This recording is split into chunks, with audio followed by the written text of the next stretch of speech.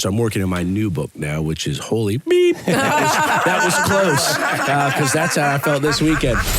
Now, Lando Norris became Formula One world champion at the weekend. Yes, he did. McLaren did the double. They won the constructors, seems like months ago now. And the man behind it all is the boss of McLaren Racing, and he joins us now. Zak Brown's with us. Woo!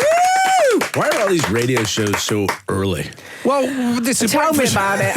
I don't know, especially in this season. I had the school mums blinking Secret Santa lunch yesterday, so it's a hard call at this time. Yeah. I know it's been a busy 48 hours for you. It has. Have you actually... How's your hangover? I'm not... Well, you know what? Everyone asked me. I haven't even had a beer. What? I haven't had time. I flew, 2 o'clock in the morning. So I landed, unpacked, played with the dogs a little bit, and then had to go to Edinburgh. Yeah. Did I pronounce that right? Yeah, it's good. Yeah, you did. Well done, American. I did that last year. I did Melbourne, and I started getting booed, and I was like, but that's how you spell it. Melbourne. I was like, all right. So I've been working on that, so I'm glad I nailed that. And I did an event last night at Usher Hall for my book. Which was great. It was a great group, a couple thousand people, and then got back at 1 a.m, and here I am. Oh, you must be shattered. When do you see your family and all of that? They travel sometimes to the race with me, but my travel schedule is brutal. It's about 260 nights a year on the road. Oh, my God. I'd actually quite like my husband being out that amount of time, I reckon. Have you caught up with Lando at all? Have you spoken to him? We've traded notes. We obviously spoke right after the race, but they're testing, I think it's today, and then he'll be back tomorrow. Then we got to go to Tashkent. It's beautiful this time of year. So hang on, you've got him working. They're testing, because it makes sense. So as soon as the season's over, hang on. Don't you give him any time off, or the poor boy? You've worked him to the bone. They'll all disappear through January, except we rotate. One gets the duty of going to Davos with us in the middle of January. I don't remember if that's Lando or Oscar's turn this year. So we're going to run hard up until Christmas. Wow. Oh, my gosh. Now, I just want to... When you took over at McLaren, the car wasn't competitive, the team wasn't competing. If there was the one thing that you did that changed the kind of culture of the team, what would that be? Built a lot of trust. That's kind of the obvious thing to say, but when you don't have trust, but you do that through transparency and communication and kind of over-communicating. But I think the biggest thing we did was have everyone understand their individual contribution and how that makes us faster as a race team, because everyone assumes the head of aero or chief designer, of course, are the ones making the cars. But if you kind of start with the ecosystem, all starts with the fans, which means you got to have a great communications and brand. You then turn those fans into sponsors. You got to have a great commercial team. You got a financial cost cap. Show you how you spend your money is very important. That's where your finance team comes in, et cetera, et cetera. So once you explain to everyone that just because you're not designing the aerodynamics of the front wing, what you do in the communications department or finance department or HR department, et cetera, is critically important. No different here, right? This is the... Wow, there's two important people. Yeah. So you got the stars in the studio, but there's a machine behind it that makes it all work. And 100%. I think it's the power of the machine, the power of the people. Once you get everyone understanding that when we won the championship in Abu Dhabi, that everybody played a role in that. And if you can get everyone in that mindset, then you build this awesome team, and it's amazing what people can do when they come together. It's an expensive sport. Just give us an idea of how much the cars are worth. So we spend hundreds of millions. You spend nearly $100 million on the development of the car. The actual physical car itself, kind of once it's built, if you needed to go replicate that, it's about $4 million. $4 million. Yeah. So how much of that is Adrian Newey's wages from the office? Well, no, that's materials, hard costs, right? Sure. If you then start bringing in the team and the development and the R&D, then the numbers, hundreds of millions.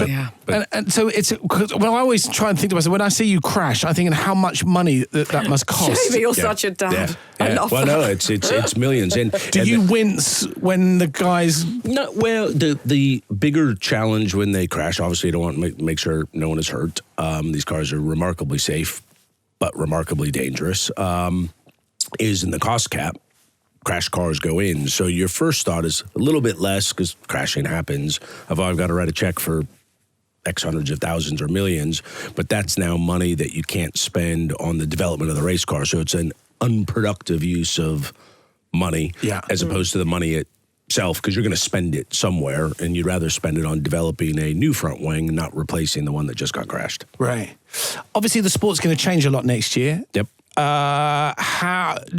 do you see as your kind of main competitors with the new regulations coming in? I think the sport is so competitive now. You know, I tell the team, even the worst team in Formula One is really good. You know, the days are gone where the teams at the back are miles off. Yeah. You know, Alpine is a great team, huge factory team, and we're 10th in the championship, and yet they're a threat to get into Q3 often. That's how close it is. So my point there is I don't think you can take anyone off the table, but I think it's the usual suspects. But when you do have a rule change, there is a good chance, someone gets it more right than you would have thought. Yeah. And one of the big teams might get it a little bit more wrong than you would have thought. You know, case in point, Braun, right? They were a small little team.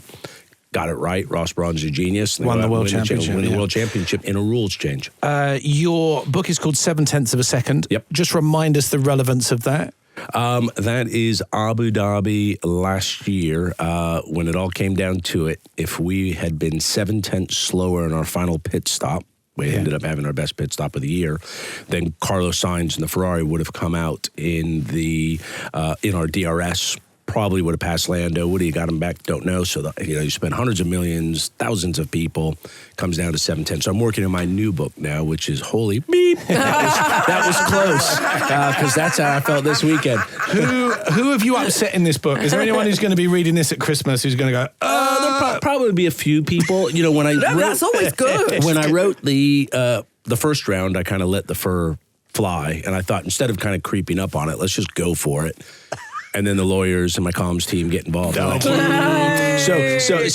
what we did is we kept the stories. We just had to pull out some of the names. So, one of my favorite ones is something I had with who was a B-level actor who's now a mega star. And they were like, okay, you can tell the story, but maybe don't put his name. Stop it. What was the story quickly? Because I know we're tight on time. I got into a bit of a beef with an actor who stiffed me.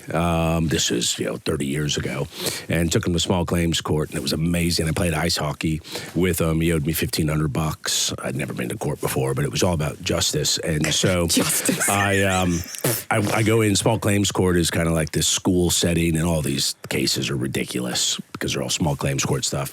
And I was fully expecting his defense to be, I did this celebrity race for all these actors, and I was expecting it to be, well, Zach didn't get me the gig. It was one of the other actors. So I get up, I give my story, and then and I've got nothing signed, and he stiffs me.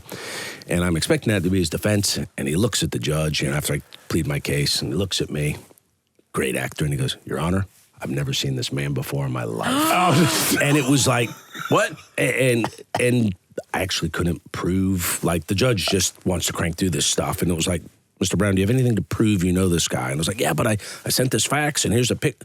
Do you have any? And it was just like the ultimate knockout. Wow. Yeah, I was done. Can you tell us, can you even say what a film he's been in? Initials? No, I'm getting nods. lawyers are in the back I've got some nods there. Let's just say he didn't show me the money. Okay, that's all we need to know. Now, we said earlier on that it's an expensive sport. You wanted to be a racer, right? You started. Yeah, I did it for 10 years. You did. You were in karting. Karting, when everything went kind of all the way up until Formula One. That's where it all came to an end. Do you remember how you managed to raise the money for your first go-kart? Your very first go-kart. Yeah, Wheel of Fortune. I was on Teen Week. I won the first 2 rounds, won some his and her watches, and sell them at a pawn shop and go get a go-kart. Was this you? Was this it? One today as we continue Teen Week on Wheel of Fortune. And now, here's your host, Pat Sajak. Zach claims to be 13 years old. Is that true? That's me. Okay. Oh, you're the one. Yeah. What do you like to study in school, Zach? Math, history, science. Good. And it says you're interested in becoming a baseball player. Yep. You play in a league now? Or? Yeah. Yeah? What's the name of the team?